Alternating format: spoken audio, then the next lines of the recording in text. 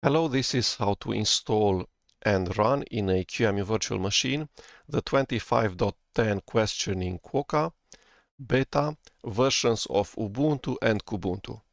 Ubuntu being the default offering, desktop with GNOME, whereas Kubuntu is the Ubuntu offering but with the KDE Plasma desktop.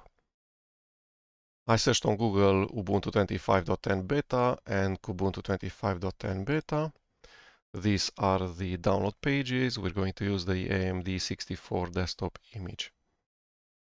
Two ISOs, we're going to download them. And the other ISO for Kubuntu. The two ISO files have finished downloading. Let's create the virtual machines using Virtual Machine Manager. New virtual machine, ISO, browse. We want Ubuntu and Kubuntu. We're going to create two virtual machines at the same time and we're going to work side by side. 10 gigabytes, 8 vCPUs,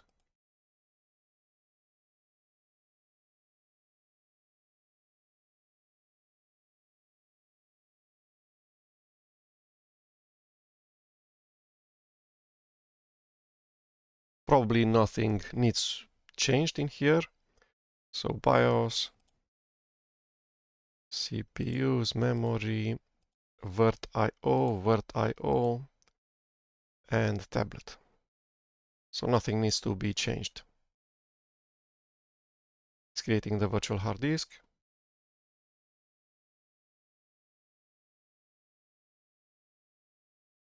"30 seconds timeout in GNU grub."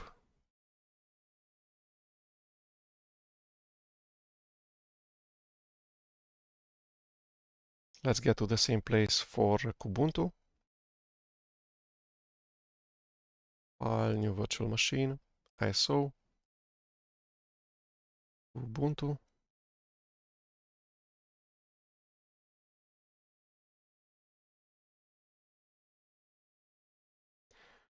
This looks like a bug to me. Why would the two ISOs be as different as Virtual Machine Manager not being able to determine that they're the same and it should use the same virtual machine template for both Kubuntu and Ubuntu 25.10?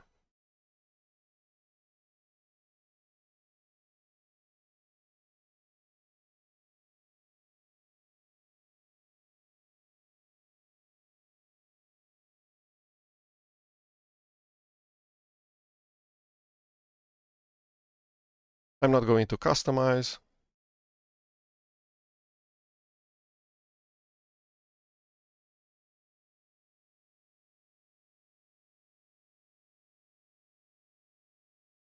Try or install.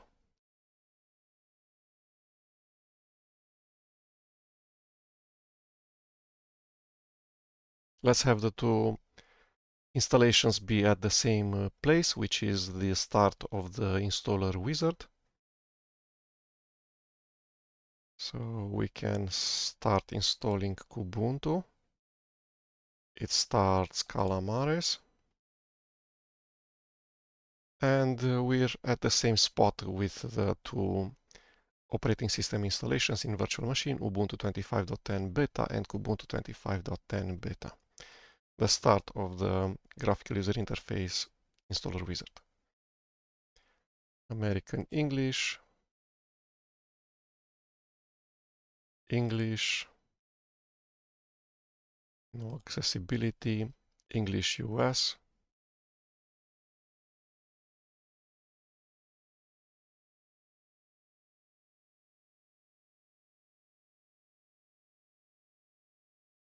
Next, English US.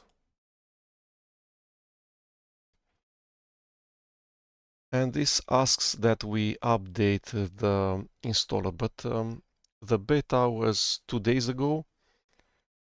So let's try not updating the installer. We want to install Ubuntu, interactive installation, default selection. Yes.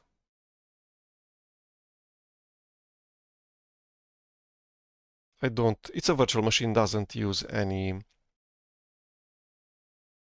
NVIDIA drivers or other third-party software for graphics and Wi-Fi.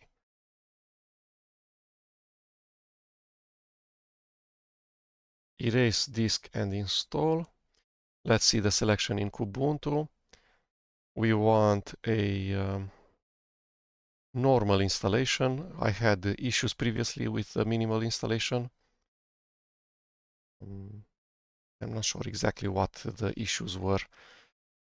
The operating system was identifying itself as Ubuntu instead of Kubuntu in /etc/os-release. Some theming bits were missing, so unfortunately minimal wasn't the normal installation without web browser, and it was less than the default KDE Plasma installation. So yeah, if you install the default KDE Plasma installation but then just do not install a web browser, then that might be something. But then why would you not have a web browser by default? So minimal installation in my eyes should be exactly identical to normal installation, but without LibreOffice and maybe some games. But maybe some games. So probably just normal installation without LibreOffice should be minimal installation. Okay, and then it asks if I want to install additional software, the Matrix client, Virtual Machine Manager, Krita. I'll install some of these from the App Store Discover.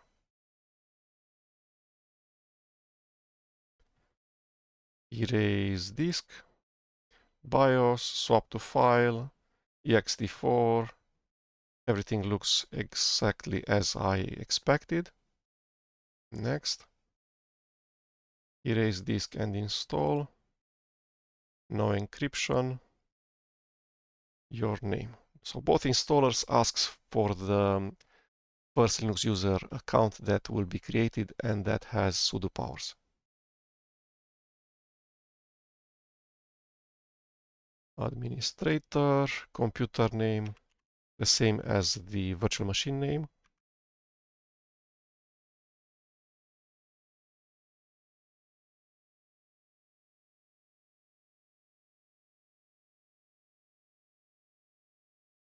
Okay, looks okay. Your name.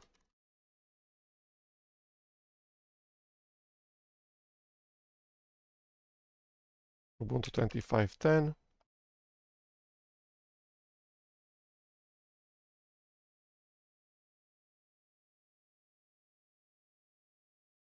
Require password to log in. New York. And this is the final page before actually touching the hard disk.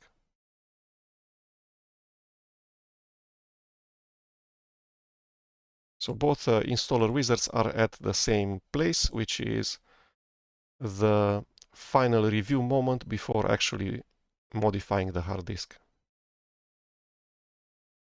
So it uses ext4/. It doesn't say anything about a swap, so it's an incomplete summary. Whereas this one says ext4, MS-DOS partition. Okay, install. Yes, change my disk.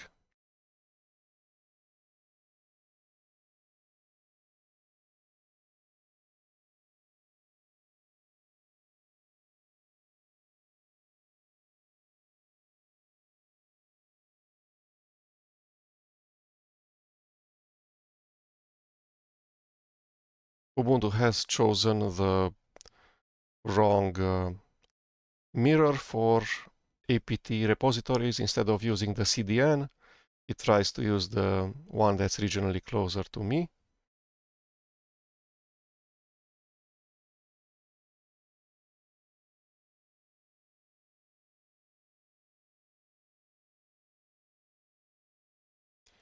Okay, Calamares runs rsync, whatever is on the DVD, and put it on the virtual hard disk. Whereas the Ubuntu installer is doing about the same thing, which is rsync from the CD-ROM towards the virtual hard disk.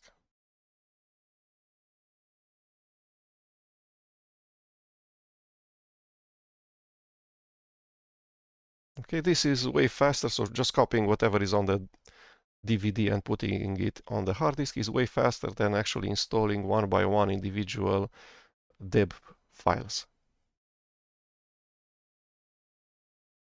Both of these installers are extremely fast compared to other Linux operating systems installers.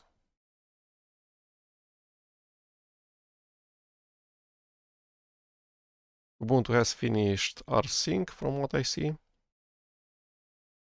It has created the user.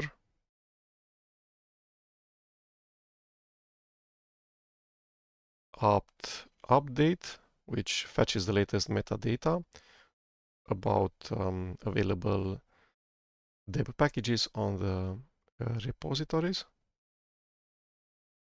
Then it's cleaning up some deb packages that were installed on the DVD and were copied using rsync from the DVD.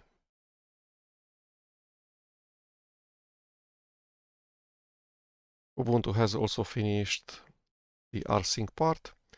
The Kubuntu installer has finished. Now it wants to restart the computer, and it offers the option to restart the computer. So all of the installers, graphical user interface installers for Linux operating systems, in my opinion, at the finish page where it says all done, it should offer to restart the computer.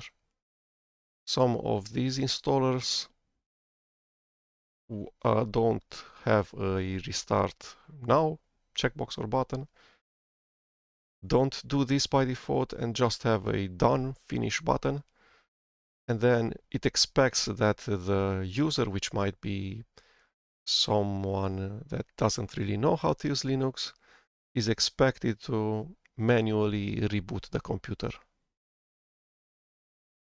Some people don't really even know that right now the operating system is running in a live CD mode booted from the DVD-ROM, and you're supposed to use that just to evaluate the operating system and or install the operating system, and then you should reboot using the fresh installation on your NVMe storage drive.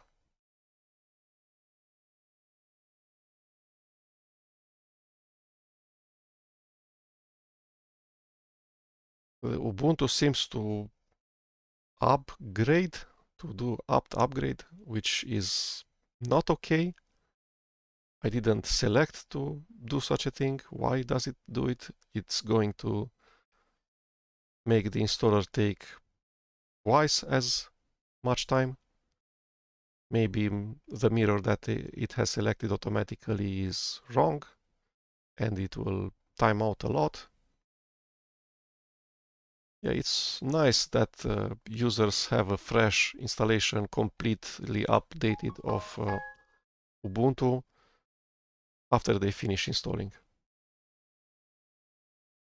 Okay, so let's restart. Done. And restart now.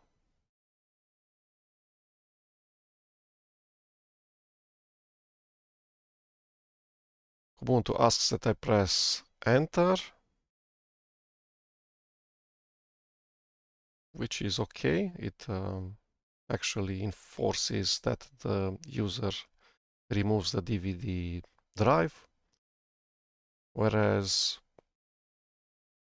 Windows XP and most other versions of Windows will try not to boot from the DVD drive if the operating system is already installed correctly on the hard disk.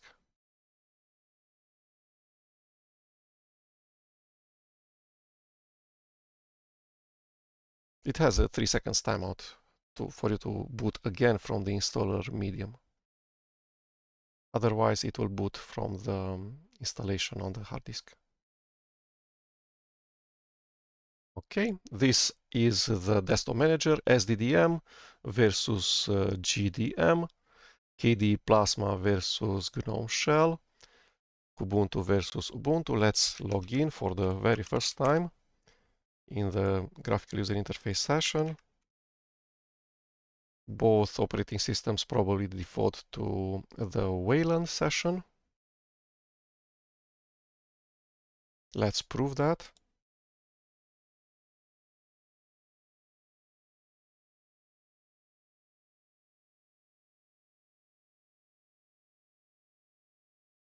I have opened the settings application.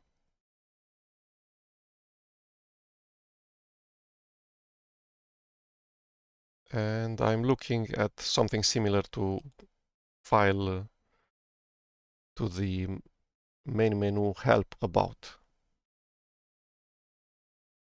So says the operating system name, and the graphics platform is Wayland for both operating systems. GNOME 49 versus KDE Plasma 6.4.5.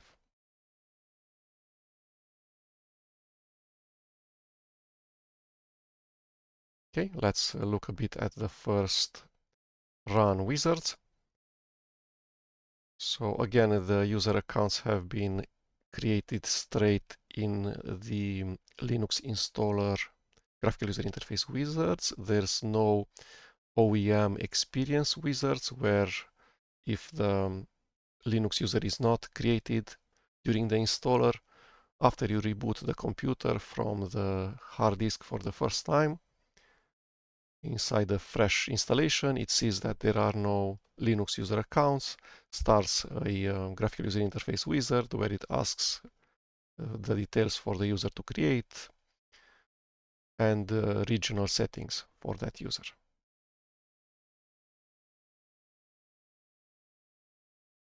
Welcome to Ubuntu application versus Welcome Center application.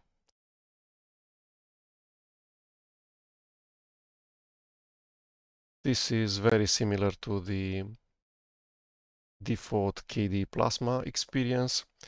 The icon for the start menu for the application launcher is the Kubuntu icon. But other than that, things are pretty vanilla, including the fact that the first page of the Welcome Center has just this customization, learn more about Ubuntu.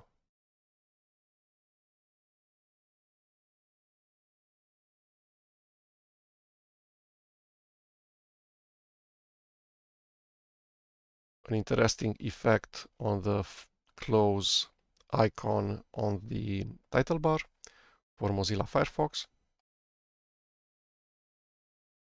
That doesn't look like the effect for the buttons for KDE applications, the restore maximize icon. Yeah, it's interesting. So theming for client-side decorations, minimize, maximize, close buttons is not identical to the theming for KDE Plasma.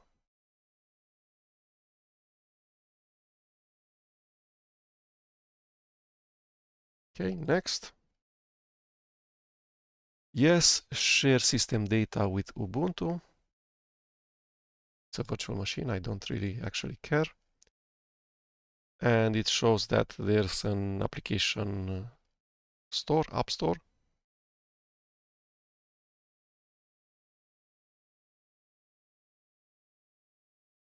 These are the various parts of the default experience of the KDE Plasma shell. There's a main panel at the bottom. There's a start menu named Application Launcher.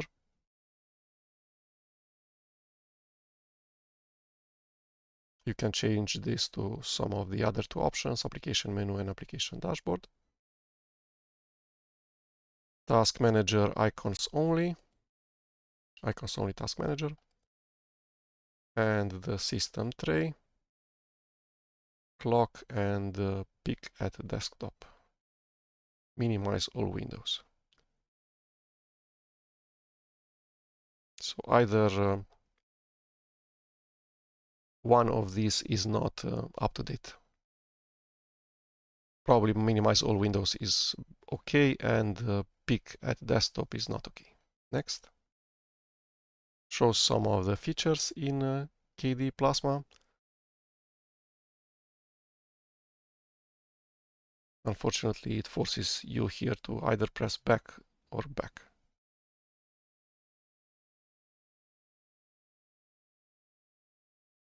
These are the KDE wikis, community.kde.org, and user base. Back to the wizard. So this was it for the Ubuntu first run wizard. It mostly wants you to enable telemetry and show you that there's an app store available where you can install additional applications.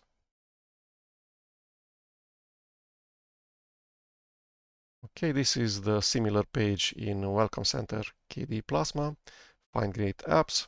You can open the App Store, or you can go straight to the pages inside the App Store for Krita, Blender, VLC, etc. to install them right away.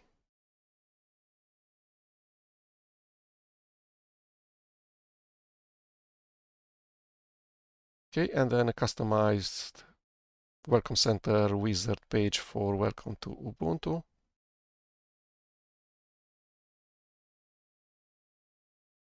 Ubuntu feature tour.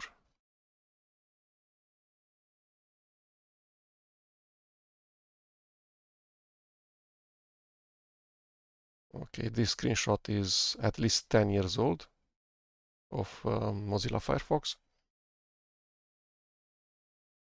Conversation. I'm not sure if Kubuntu uses mostly IRC or metrics nowadays. VLC media player is not pre-installed anymore. So this page, kubuntu.org/feature-tour, is not that up to date.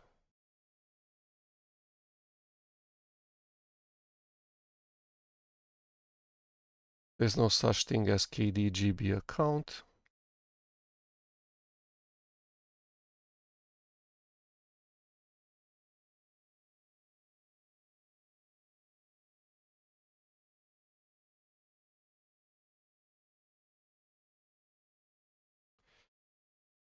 Okay, so this page is not up to date. Next. This is the final page.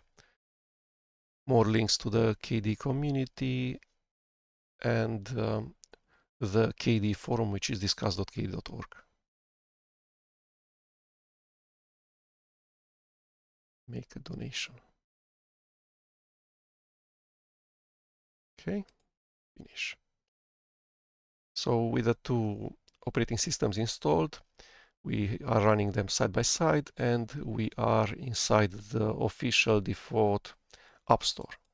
Discover for Kubuntu and App Center, the Snap application that's meant to install Snap graphical user interface packages in Kubuntu, in Ubuntu.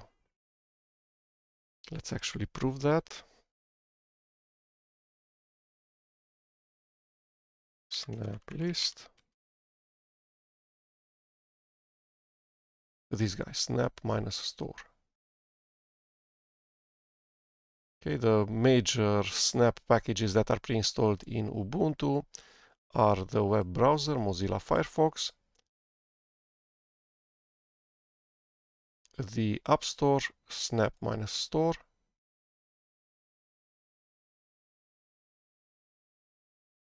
and that's it.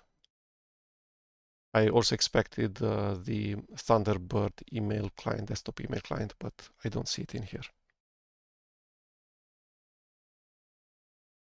Okay, let's see how we can install some software from the Snap store. Let's search for Visual Studio Code.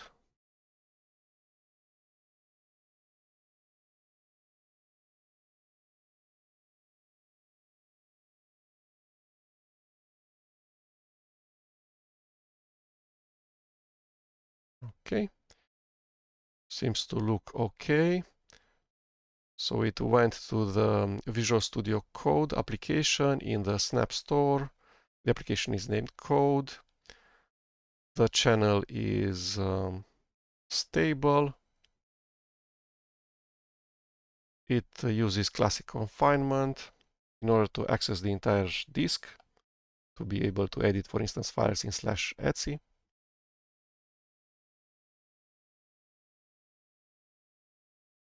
Just one screenshot.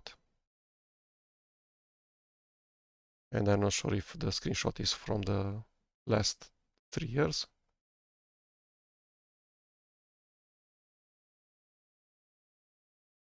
Let's prove that the Discover App Store is actually using Snap. So Snap is installed on Kubuntu. Let's find out. It is. The applications that come pre-installed in Kubuntu and come from the Snap Store are Firefox and Mozilla Thunderbird. Okay, let's see in the settings of Discover App Store that the Snap backend is pre-installed. And it's pre-installed. You can install the Flatpak backend if you want, probably for FlatHub. Okay, so the default source of packages for Discover App Store is deb packages from the deb repositories, main, universe, restricted, multiverse. And then there's also Snap. Back to where we were. How do we do that? I know, all applications, and search again for Visual Studio Code.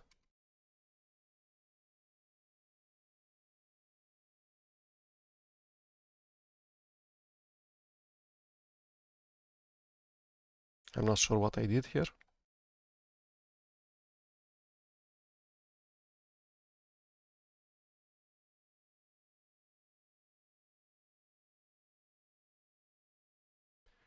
Generate two-factor codes.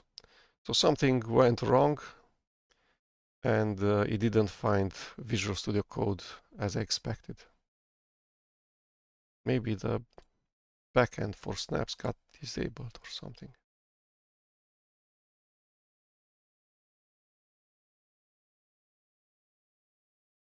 Home. Yeah, so you should go to Home and then search for code, and not go to all applications and then search for code.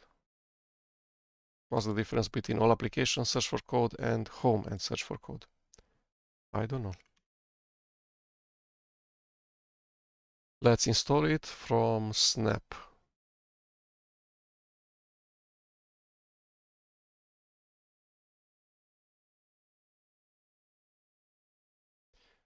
This Snap application is not compatible with security sandboxing and will have full access to this computer. Install it anyway.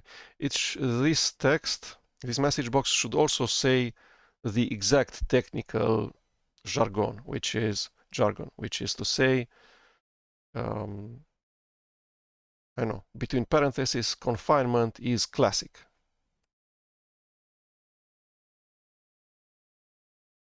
And the title of the message box should be Discover, not Code. All model message boxes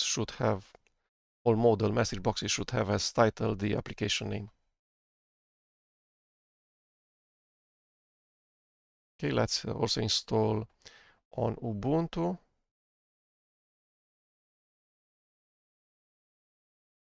The same need for the password of the user administrator.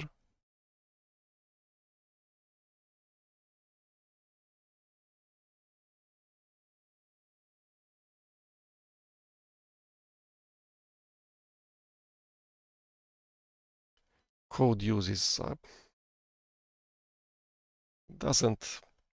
this doesn't look okay to me. I would put the string code within single quotes, for instance, or the application, and then in double quotes, quote, code uses one or more license.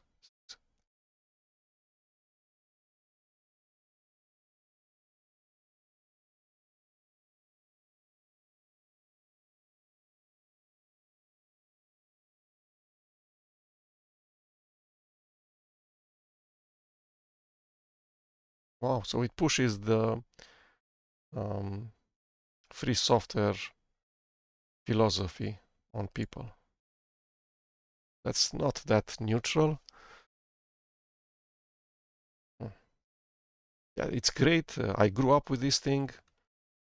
It's the best thing ever, but I'm not sure why you would push it on people.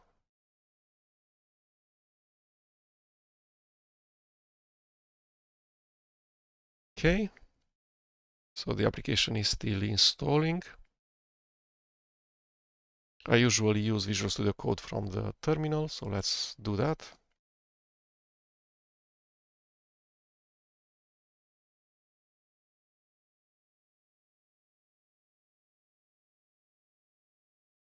Trust. Okay, the application has finished installing. Visual Studio Code has been installed using the Discover App Store. I would expect a Run button in the main toolbar of Discover. I don't see the button anywhere, but still I'm going to start Visual Studio Code from the terminal. So this is the command line to open Visual Studio Code, and inside Visual Studio Code to open the current directory, which is the home directory.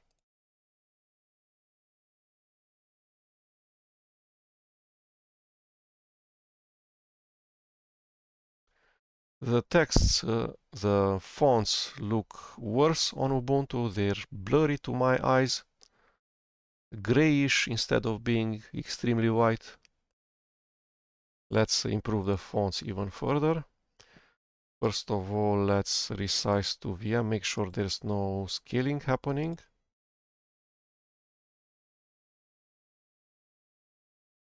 And then let's improve the fonts as much as possible. So subpixel rendering RGB is on by default. Great.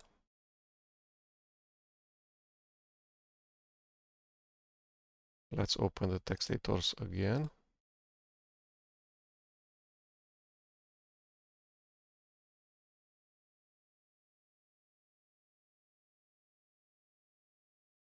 Certainly the fonts are better now.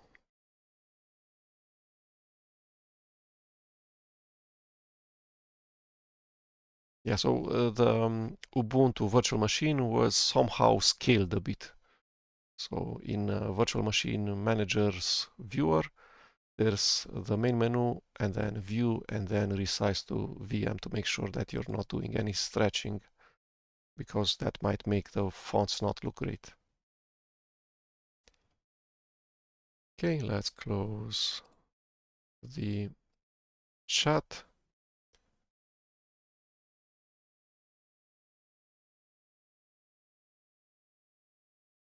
Done.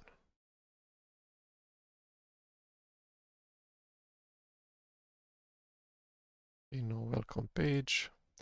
Let's see if we can open a file in here to edit.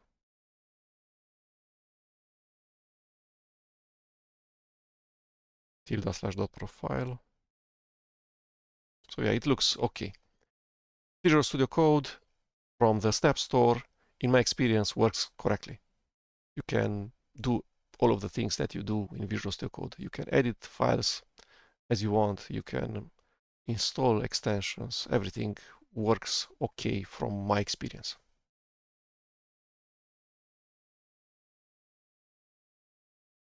It's great that there's this option of installing Visual Studio Code from snaps, because with snaps you can easily clean up after Visual Studio Code.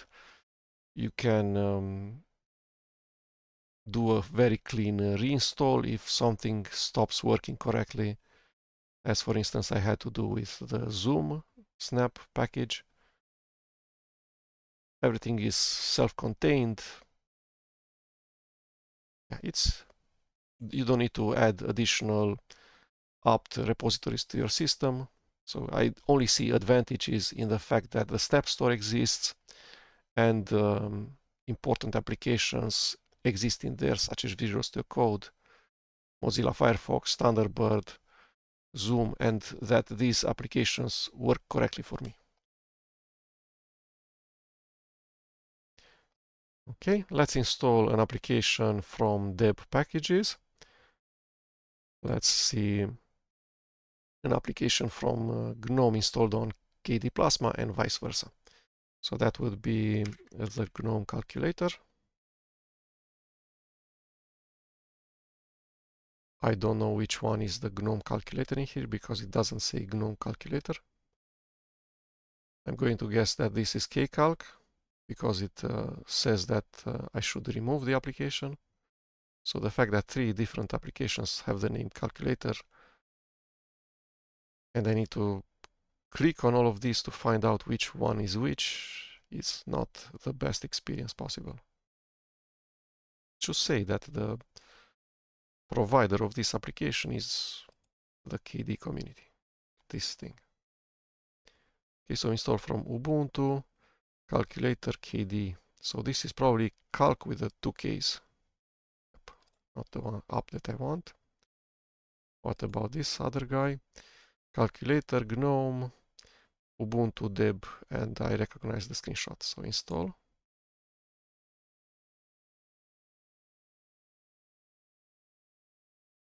Okay, to the App Store. Search for kcalc. And it offers Debian package kcalc. Let's see what that is.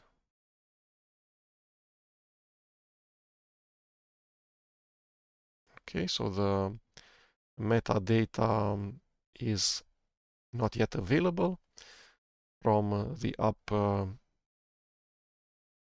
data, the meta info upstream data for deb packages from the apt repositories. That would have brought in the icons for kcalc and the screenshots, etc. But the description is there.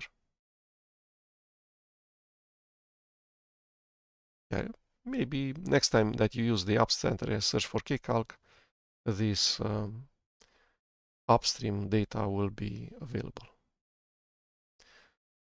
So a nice surprise that the App Center Ubuntu default App Store has support for installing deb packages.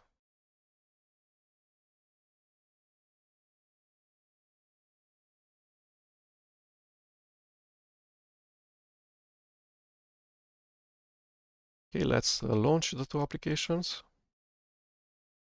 Let's start kcalc.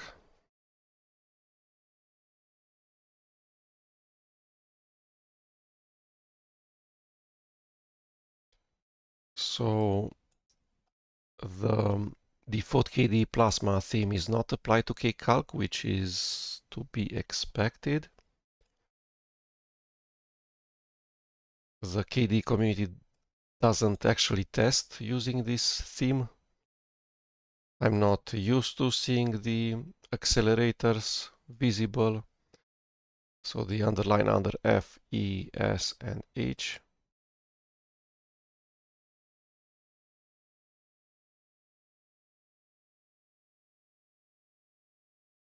The icons are not familiar to me.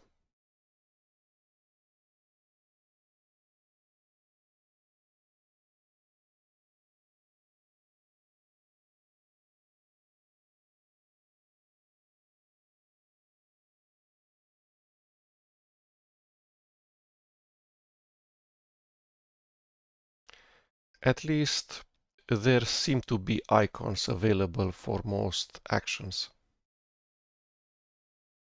There used to be an issue in the past where the GNOME people have set an icon set that actually did not inherit from anything and only had like 100 icons.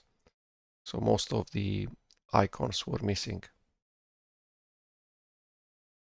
But this icon theme that I see in here has thousands of icons.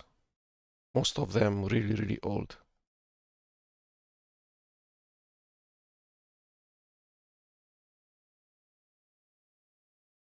Okay, so good job on icon theming on Ubuntu. That works okay.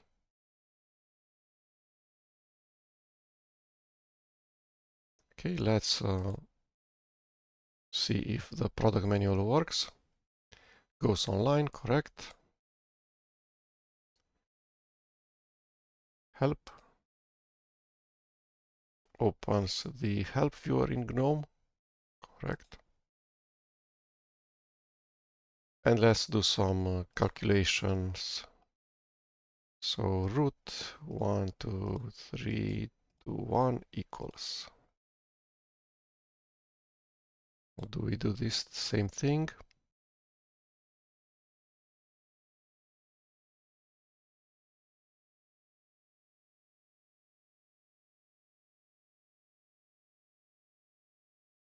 So simple doesn't have a square root, but statistic mode does have such a thing.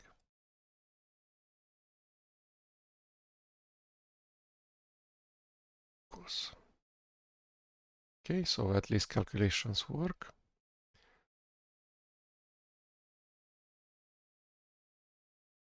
Yeah, the theming is totally off. Like there's two vertical lines separated by two white pixels in here, which is totally not okay. The same thing in here.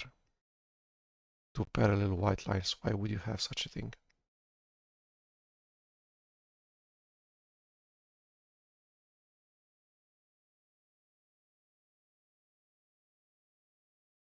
Also the fonts, I'm not exactly sure if they're correct. Seems like this bold font is not the greatest.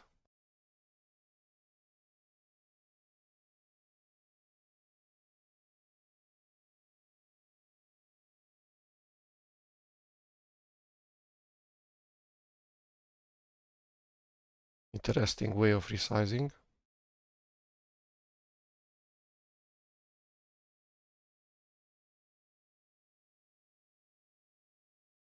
When I resize the bottom right corner, it also resizes the top left corner.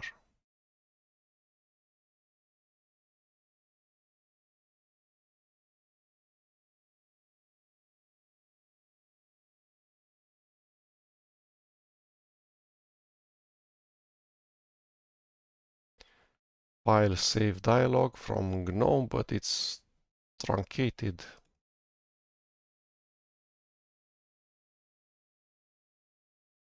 The save button doesn't have enough room. And it's not resizable.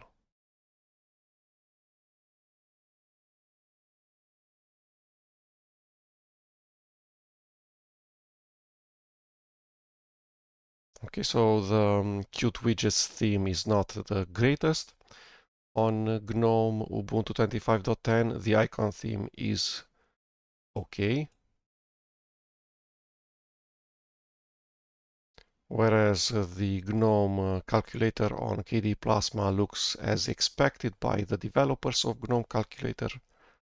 It uses the correct icon theme. It uses the correct theme for GTK.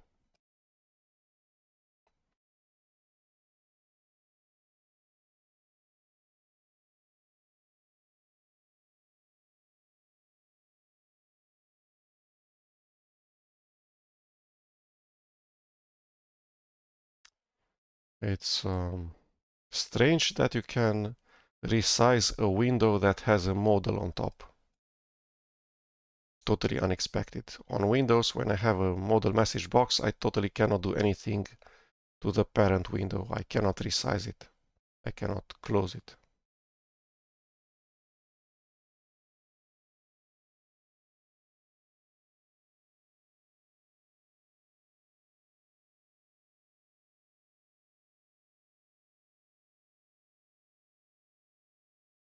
Malformed expression. Okay, so the same thing should be done by the KDE community and enforce the Qt widgets theme on Kcalc that the developers of Kcalc have actually tested with and actually want.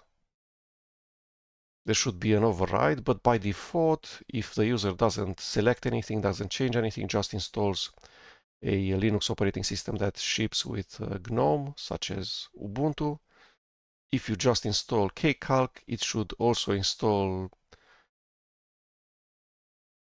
Plasma integration, Breeze, Lite, Qt widgets theme, etc., such that the application looks exactly the way the developers of kcalc know it looks like and have tested. And also the icon theme. By default, the icon theme that's used in kcalc when it's running on non-KDE Plasma should be the default KDE Plasma icon theme. And that should be overridable if the user really wants to apply to KDE Plasma applications another icon theme, then the user should be allowed to make that decision. But by default, if you just install plain vanilla Ubuntu and then kcalc should look exactly as it looks in KDE Plasma, because that's how the application was tested and developed. Let's see a bit the default terminal applications.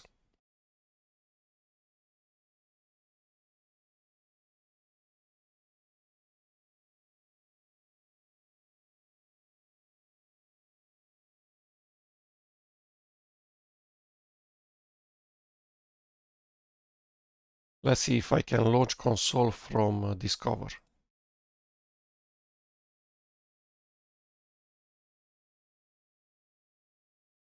Says it's installed from Ubuntu deb packages and I can just launch it.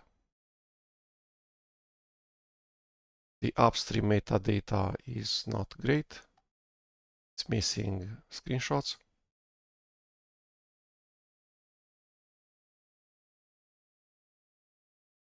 Very minimalist look. How do I enable the menu?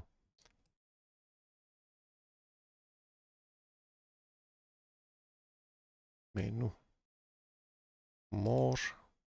Show menu bar with all actions, Ctrl-Shift-M.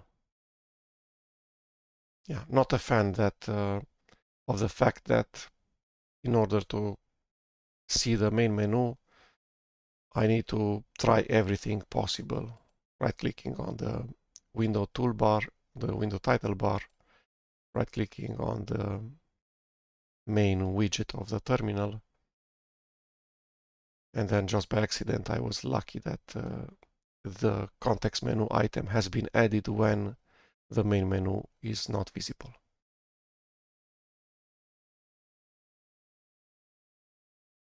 Okay, so that's an issue, in my opinion. Something should be visible, either the main menu or the main panel, because from the main panel then I can enable the main menu. Or, I don't know, a hamburger menu. Something should exist by default from console. That then will allow me to actually see what options are available, and then from there on I can try to enable the main menu without knowing by heart the shortcuts Ctrl-M and Ctrl-Shift-M. Okay, so let's do some terminal things.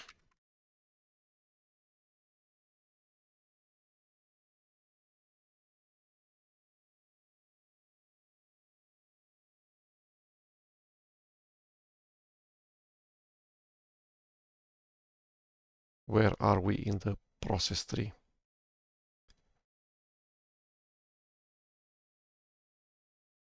So that's a GDM with a Wayland session. And then for the current user, there's an systemd session with the processes that I have open in here, such as Firefox.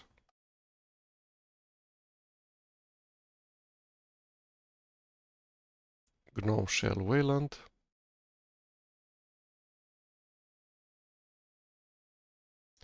there's a glycine image Rust library that's wrapped in bubble wrap, BWrap.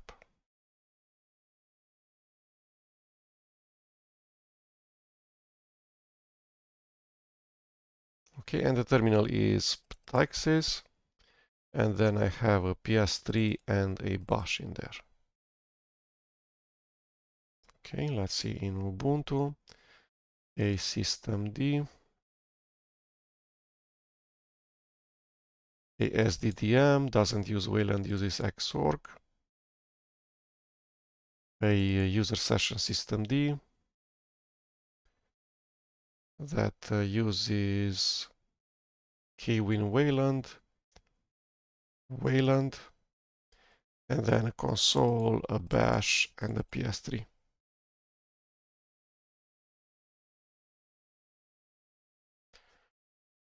Okay, what else can we do in here?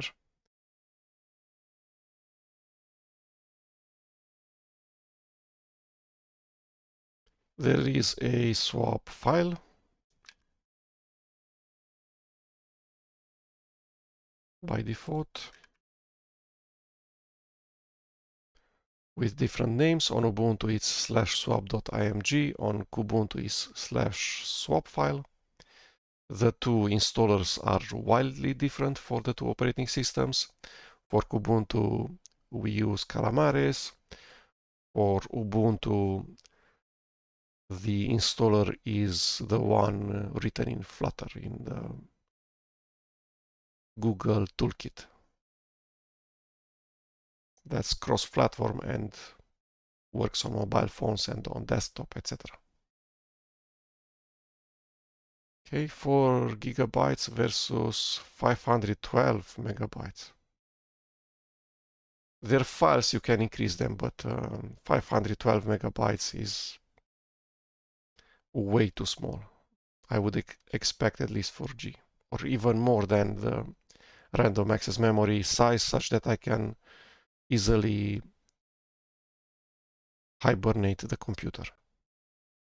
If the random access memory is less than, I don't know, 12, then the size of the swap file should be greater than the size of the RAM. Depending on how much of the disk space will be taken by the swap file. Should not be more than 10%.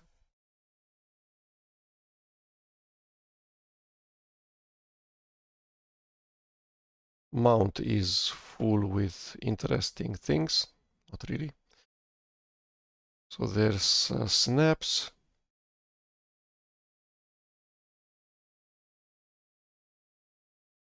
GVFS diffuse.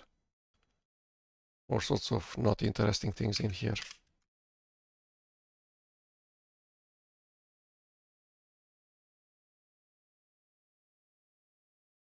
The same thing.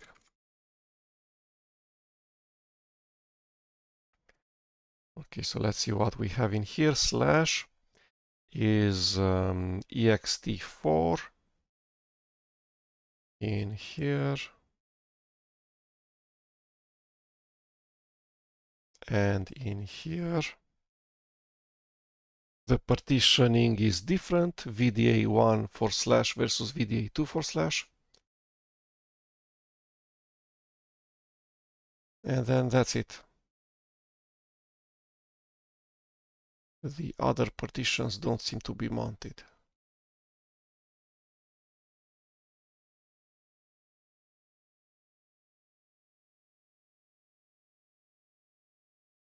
Why wouldn't the BIOS partition be mounted?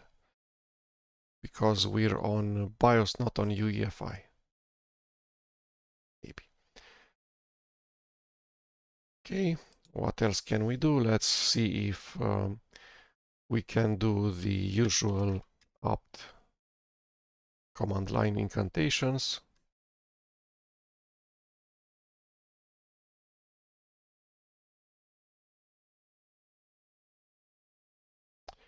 I don't recognize this text, sudo authenticate. Maybe this is from the newer sudo written in Rust. Okay, update.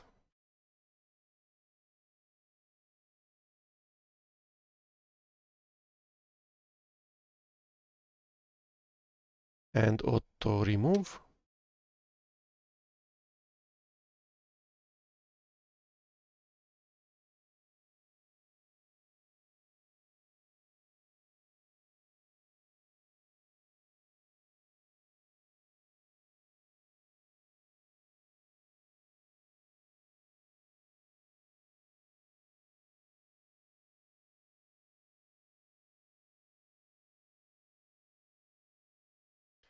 What is this saying?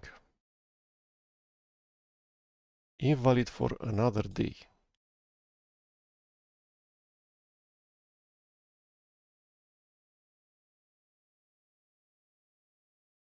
Okay.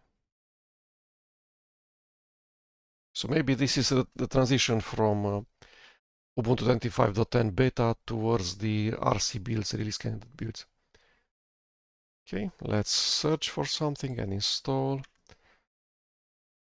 search MC. It almost never works.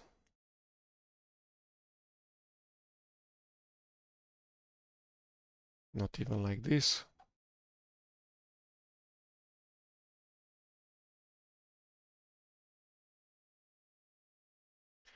Let's just install it.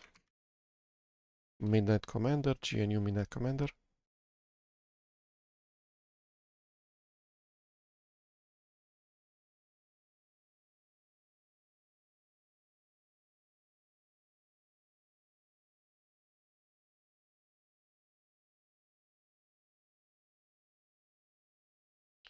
Let's see if we can edit the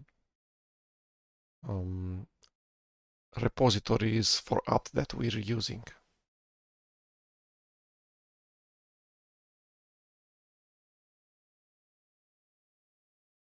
This application that has been available in Ubuntu for almost 20 years, software properties GTK versus software properties Qt. But let's see how we make them run.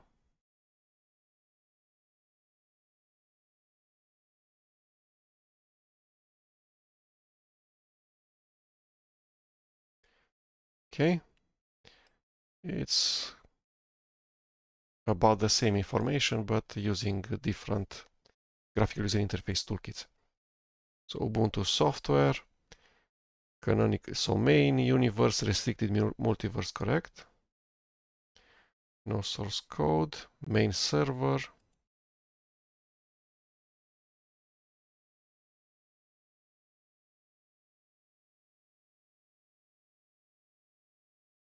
Reset versus close button, revert versus close button.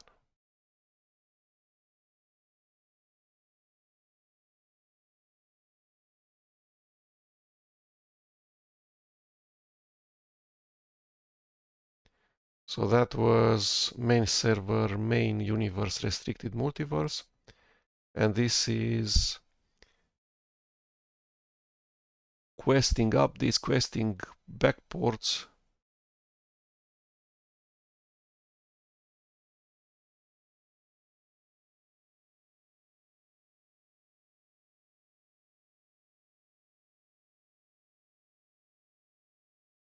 Okay, updates.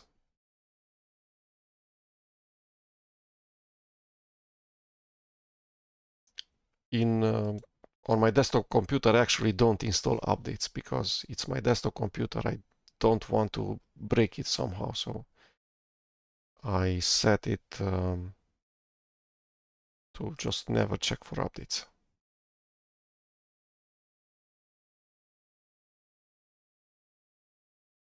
And then I install the updates whenever I want manually.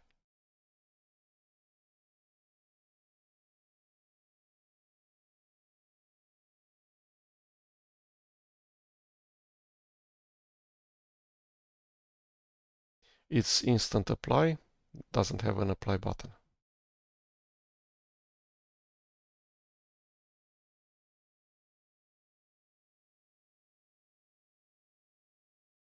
And I always enable popcorn if I remember to do that.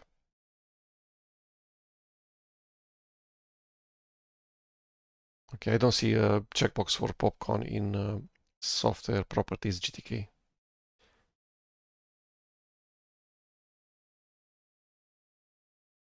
Reload. So this does an apt update.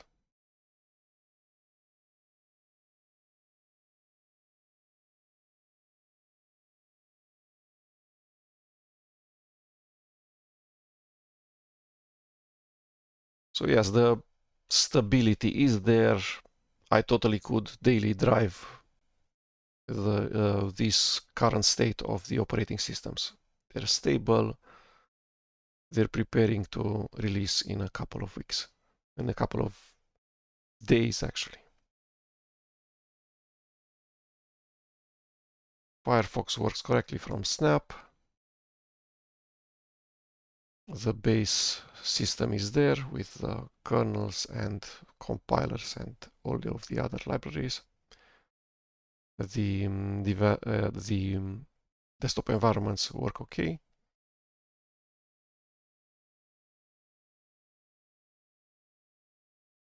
Let's see how MC works installed from the packages. Looks as usual.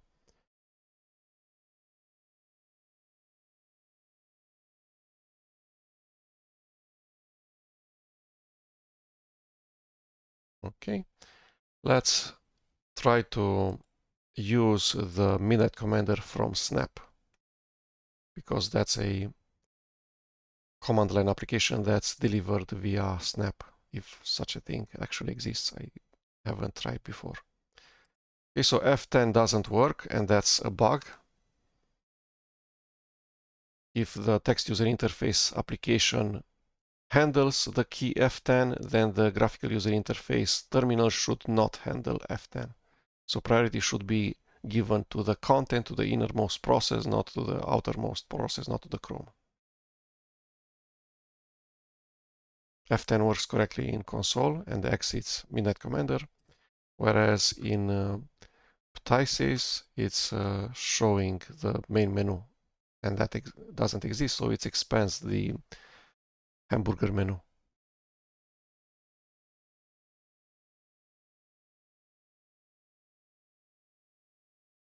How do we exit then?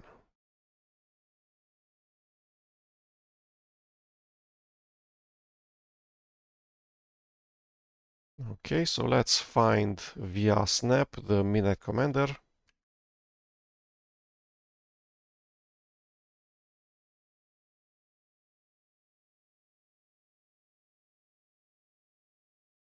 What was the name of the package?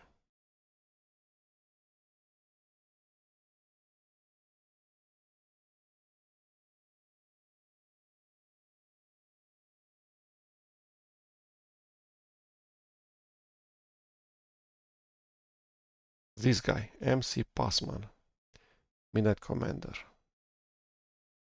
Let's see how well text user interface applications and in general console applications delivered via Snap and the Snap Store work. Snap install this thing.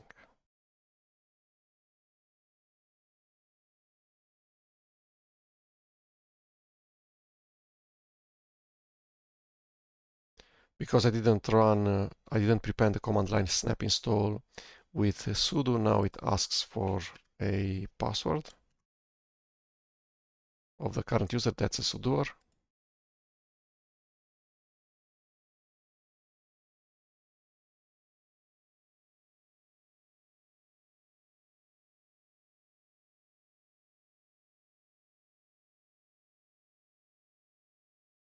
Okay, and just to be extra sure, let's remove the existing MC that was installed from the packages.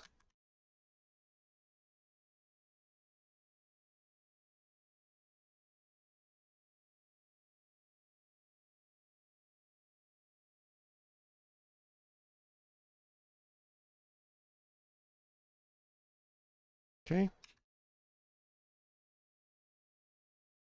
No MC.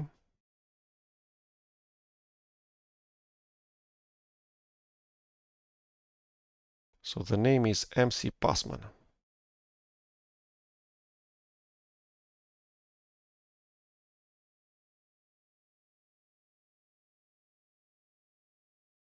Okay, that's an interesting idea. In order not to conflict with the MC that people usually use, which is installed from debs packages, because probably few people use MC installed from snap. The MC installed from snap has a different name. So you can install both MC from debs and snaps.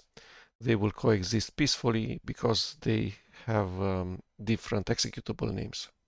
One is MC-Passman and the other one is MC.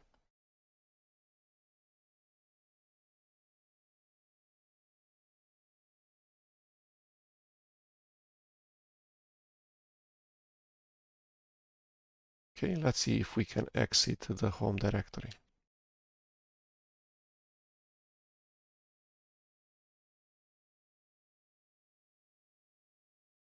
Yeah, we can't.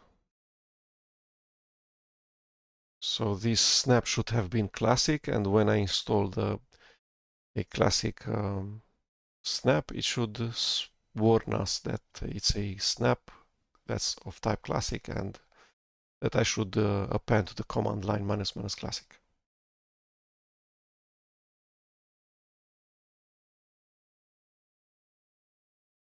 Yeah. Too bad. That would have been a good alternative on Linux operating systems such as KDE Linux that are immutable / USR is not writable, but snap is available.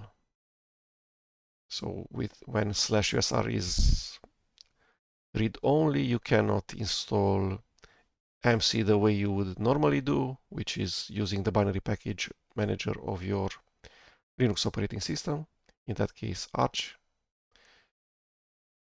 And you'll need to resort to something else. Install it from FlatHub.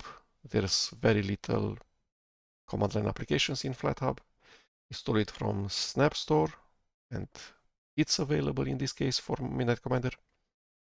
Otherwise, you'll need to install it from source, install it to your home directory, or use some other packaging technology, such as the Nix shell or Linux Homebrew, or maybe you get lucky and NetBSD package SRC works correctly for you.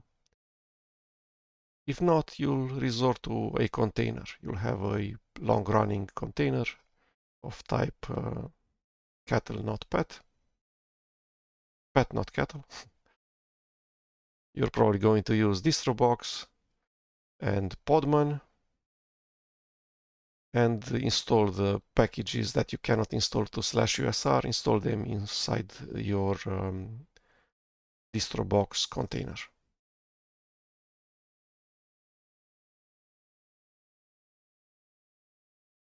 But then DistroBox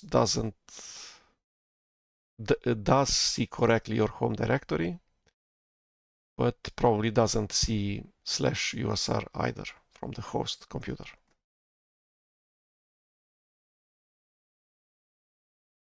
Okay.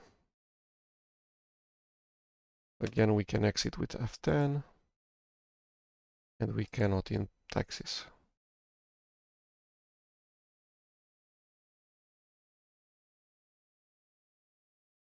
Let's see the about boxes. So that's settings and system and about, and on Kubuntu, system settings, about this system.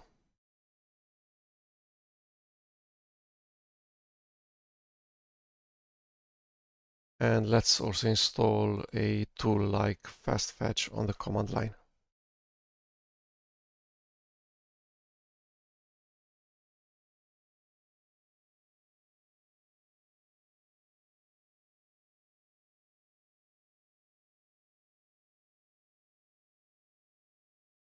There's no fetch packages.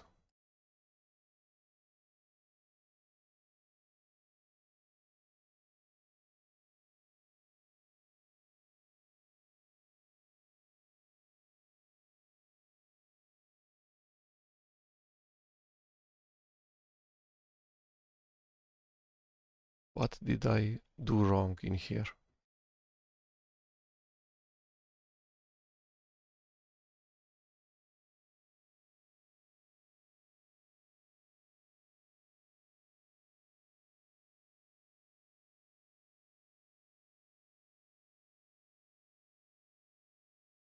So the exact same command, apt search fetch grep fetch, doesn't work on Ubuntu. Okay, at least we have the list of packages in Kubuntu. So we have fast fetch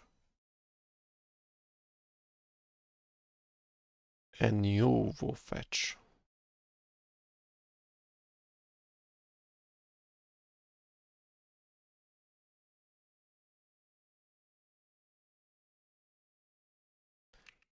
Need to be super user.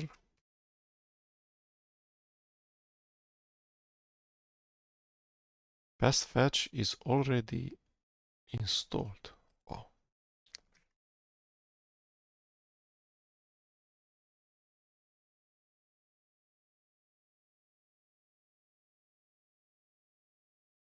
Unable to locate package.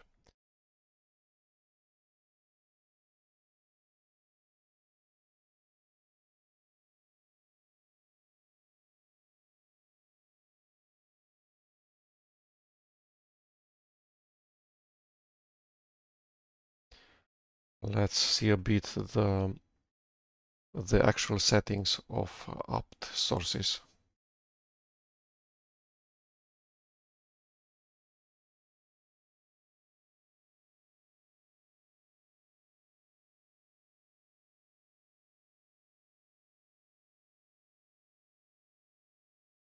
Wow, that's a bad spot to be.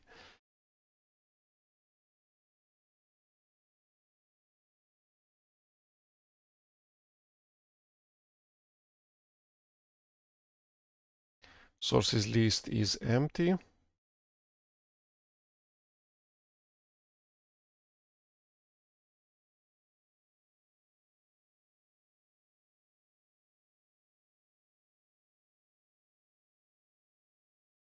And the actual file is /etc/apt/sources.list.d/ubuntu sources. Similar to the previous version of Ubuntu 25.04.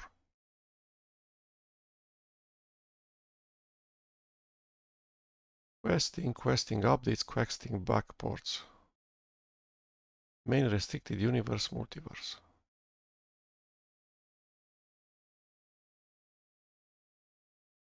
So why would apt update not work?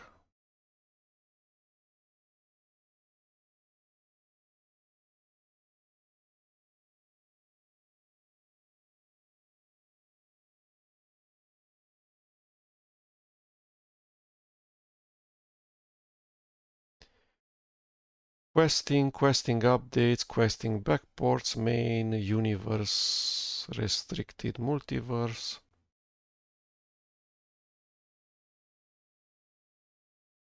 And deb securityubuntu.com/ubuntu, questing security, main restricted universe, multiverse, the exact same settings.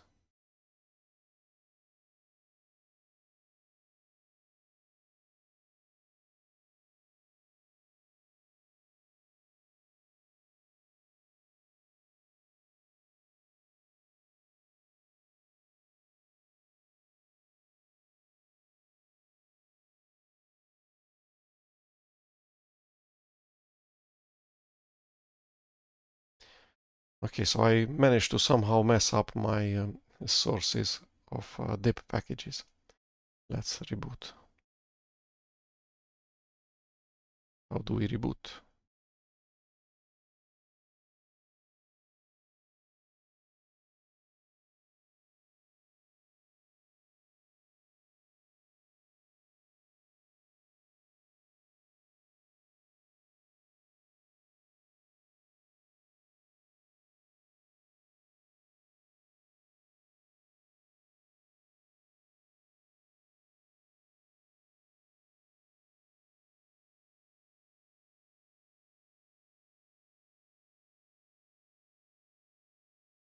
totally different story after a reboot. Let's also reboot Kubuntu.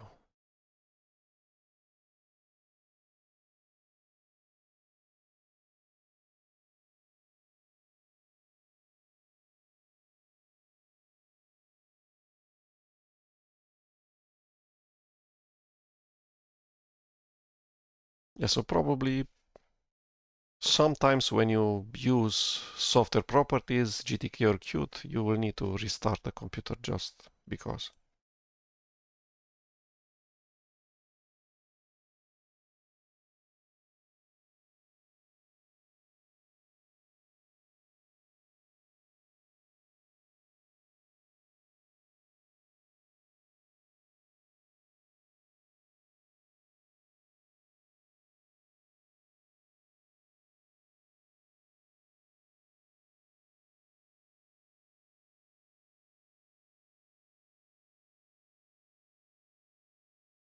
And now also the app stores should work better and show probably screenshots of applications.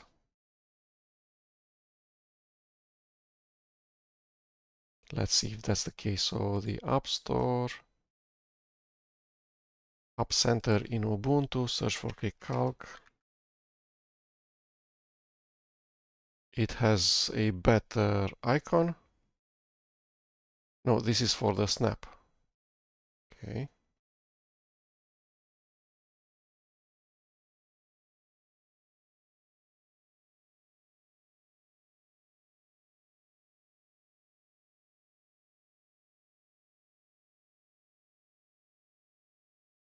Still no icons and no screenshots.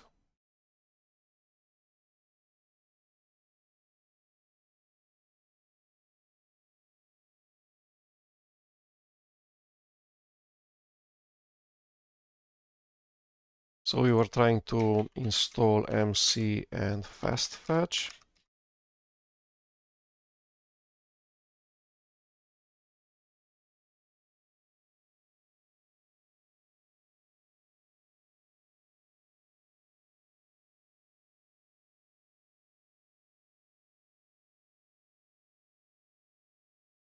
Let's run fast fetch.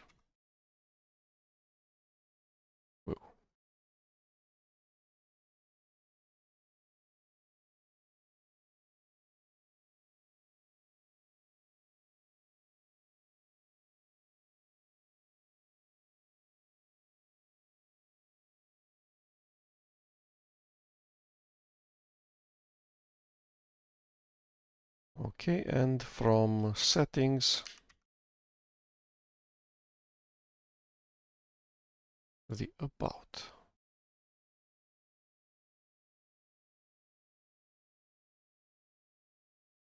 Continue with removing, yes, and then reinstall it immediately.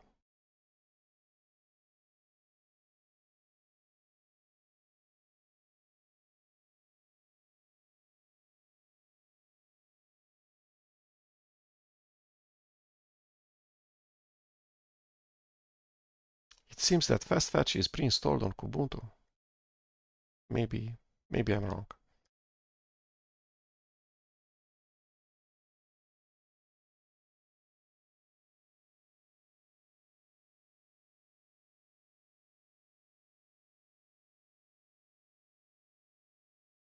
Whoa.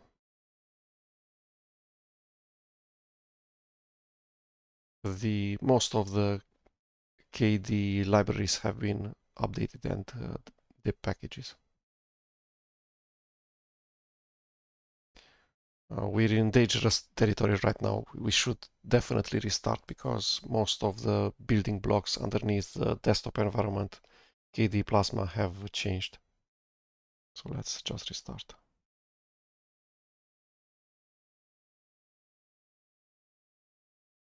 Yeah, when you use a Linux operating system that still uses packages, you need to know what you're doing. When you're updating the kernel or other pieces of software that are running, you would want to actually reboot. Or if you're updating very fundamental parts of the operating system. You cannot upgrade systemd and expect that the update will be just applied on the fly. You will need to restart the computer if you want to have the new bits running, not a Frankenstein of both the new bits and the old bits running at the same time on the same computer. In different processes, you will have different .so files from different versions of systemd or of KDE Plasma running and loaded in memory.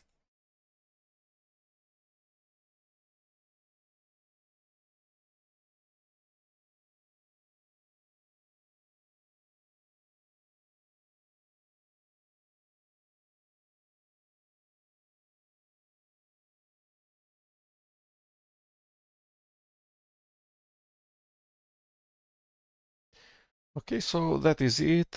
Very promising, very stable. I totally could migrate my important installation from Kubuntu 25.04 to Kubuntu 25.10 already. This is it. Thank you.